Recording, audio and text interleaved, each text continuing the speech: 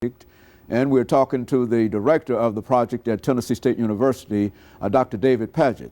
Dr. Padgett, before we had our second commercial break, we promised that we'd give you an opportunity to continue the conversation. So let's just inform us in reference to this during the last 10 minutes that we have here.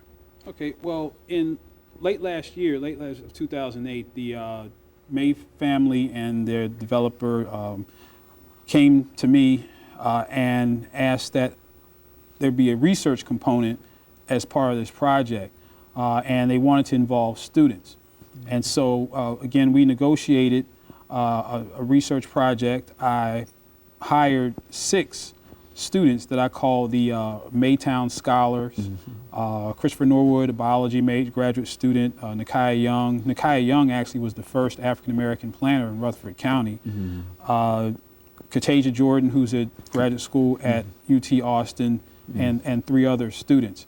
And so their mission was to take the data that we collected from a variety of sources, including spatial information, using geographic information systems, to look at the area, map the area, and look at the communities that will be impacted by Maytown Center. And so after we analyzed these communities, we came up with 3 primary, what we call stakeholder groups. The first are African American, or well, alumni of Tennessee State University, who are almost overwhelmingly black, of course. The second stakeholder group are people who live in and around the community who might be considered to be green, or African Americans who have a environmentalist perspective. And then the third group are business owners, the people who have business interests. So those are 3 stakeholder groups that we're looking at most closely to see, where they might weigh in on this project. So in order to gauge the perspectives of these groups, we conducted a survey, the Maytown Center Project Stakeholder Environmental Perception Survey, in both paper format and online. And so we've been getting feedback from these surveys, and what we found thus far is very interesting. We found that the green or environmentalist roots of this project are closely linked to the Bordeaux landfill.